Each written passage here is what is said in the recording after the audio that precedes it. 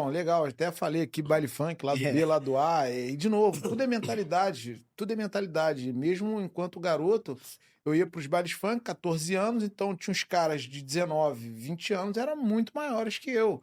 Falei, cara, sem saber nada, não vai dar pra sair na mão com esses caras, não. Eu sempre fui abusado, falei, cara, não vou perder pra ele, não vou perder esse cara. Então vou caçar uma arte marcial pra praticar. E aí comecei a praticar uma arte marcial, né? Com outra mentalidade ainda. Com outra mentalidade ainda. Ali era briga, né? Aí tô falando de 1994, né? Não nascendo ainda, pô. Tava nascendo ainda. Aí, 94 ele tinha um ano. aí, Vai nascer. olha só, querendo arrumar briga. Aí subi numa academia, pô, tinha um cara que era super renomado, Flávio Bad Boy. Pô, a sorte que o cara não aceitou. Cheguei lá batendo na mão. Isso não é o do professor do Daniel, mano. Não, o professor do Washington. O Washington. professor do Daniel é o Rodrigo Playboy. Playboy. Esse é o Flávio Bad Boy. Cara, Bad Boy, literalmente. O cara da Bad Boy, literalmente. Ele é professor de quem que tu vai falar? Do Washington. Aluno do Washington. Meu arqui-oponente. Então tá aí. Saber que na frente Então tá aí, é. Aquelas montão de guerra lá. Pô, então, eu que invoquei isso, nem sabia, cara. Sem querer. Putz. Aí cheguei, subi a academia lá do cara, o cara batendo o saco, o cara já era campeão de tudo já. Um cara era um dos generais carioca, né? Que abatia São Paulo, né? Abatia a América Latina toda. E aí eu subi na academia do cara, pô, ai, você que é o professor de Muay Thai aqui? Aí ele, pô, sou eu mesmo, cara todo trincado, irmão. Cara, caramba.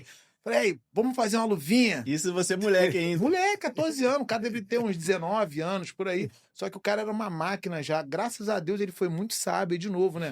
Mesmo naquele tempo das trevas, a arte marcial já ensinava pro cara como ele deveria se comportar. Falou assim, garoto, ó, não tem luva? Falei, tenho não. O cara é maluco, né? Fala, arruma uma luva, depois você volta. Graças a Deus eu não encontrei a luva, não voltei e fui feliz pra sempre. Mas continuei treinando, arrumei outra academia, fiquei treinando.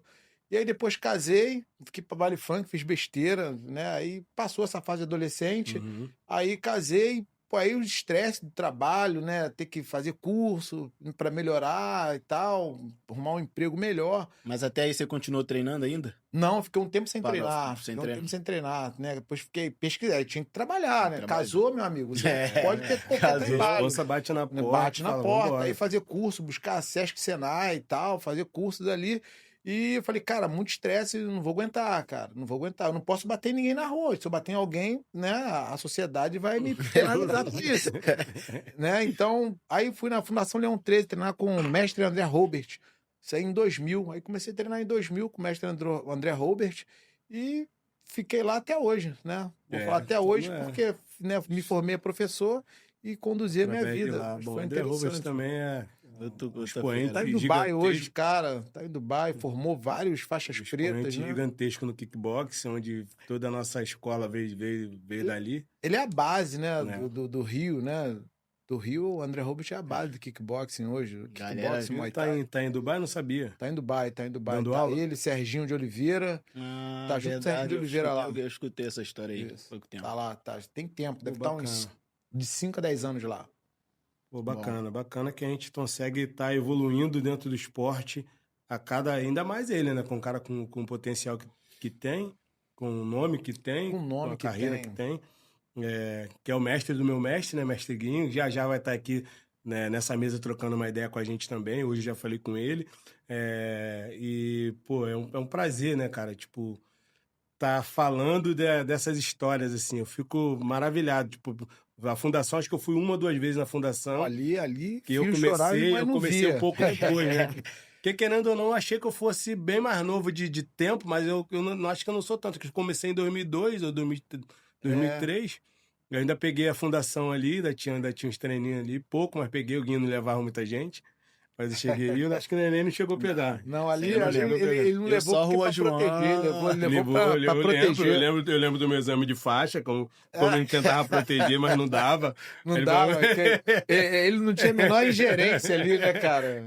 Zero. Não tinha como, sem desenrole. Outra pergunta, deixa eu ver aqui. Qual a luta que você considera mais marcante na sua carreira? Caraca, cara, então, pra mim, eu fiz uma trilogia com ele, né? E pra mim ele foi o atleta mais difícil que eu, tipo, peguei. O cara caía pum, vai lutar com ele. Falei, mano, agora é com a vida. Alguma coisa. Diego Gaúcho. Foi minha pior Diego luta. Gaúcho. Diego Gaúcho foi meu Diego pior Gaúcho, adversário. Salve, Porque, Diego Gaúcho. Cara, os caras Uma descem dessas de eu tava no 102 corne. quilos, cara. Pô, e aí eu descendo de 8,6. Cara, e o cara tava ali, todo evento WGP, o miserável tava ali, e eu sabia que eu tinha que vencer ele. E aí eu vou falar abertamente, sem decoro, muitos desistiam, pô. Não, vários, sim. Desistiam, O bicho porque... era brigão, né? Até o porque fim. eu olhava ali até mesmo a infraestrutura de São Paulo. Sim. Se for ver, São Paulo tá aí há 10, 15, eu acho que até 20 anos na frente do Rio, em termos de organização, em termos de avanço mesmo. Então, primeira coisa é você analisar essa estrutura, depois você vai ver o time do cara, né? É complicado. Então, eu sabia que eu ia ter uma dificuldade. Mas aí não era qualquer um que estava do lado de cá. Então, eu sabia que ia ter uma dificuldade, ia ser uma guerra, né? Ia ser uma guerra.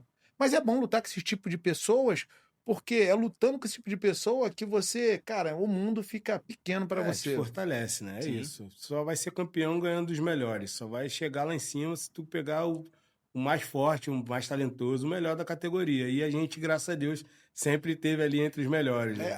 A minha esposa ficava assustada, né? Falou assim, homem, você vai lutar com esse homem desse tamanho aí?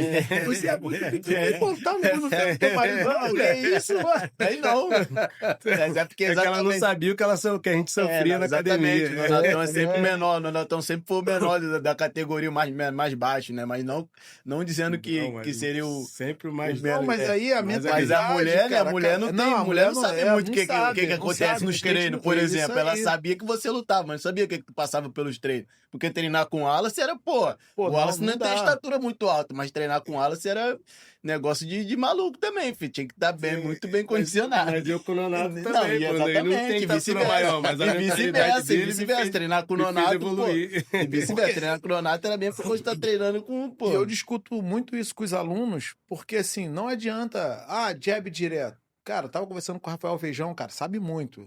Salve, sim. Rafael Feijão, tamo juntos. Cara, ele tava falando que ele tava treinando na academia do professor do Manny Pacquiao. Aí falou que o cara passou uma sequência pra ele. E aí ele falou, esse cara tá querendo me enrolar aqui, pô. Não, repete, passou um movimento pra ele repetir. Aí falou assim, aí quando ele falou que no outro dia ele foi lá na academia e viu o Manny Pacquiao fazendo a mesma sequência. Aí o treinador falou pra ele assim, tá vendo aquele ali, você faz 7 tipos de jab. Ele faz 50 jabs. Ele faz 50 formas de aplicar o jab. Você só faz 3, 4. Cara, que loucura. Então tem que repetir, tem que usar a cabeça. Como é que eu jogo? Quando eu jogo? Em quem? Por quê? Então não é só você fazer jab direto. Você fazer jab direto, já sei lutar. Sabe nada. Inocente, não sabe mesmo. Né? Então tem que usar a cabeça, né? Tem que usar. Se você não usar a cabeça, cara, você vai. Não adianta lutar. Né? Lutador é um estrategista de natureza. Outra pergunta. Não sei. Quem foram seus mestres e companheiros de treinos que mais influenciaram no teu estilo de luta?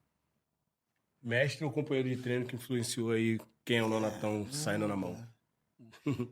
E essa pergunta, cara, é difícil, porque assim,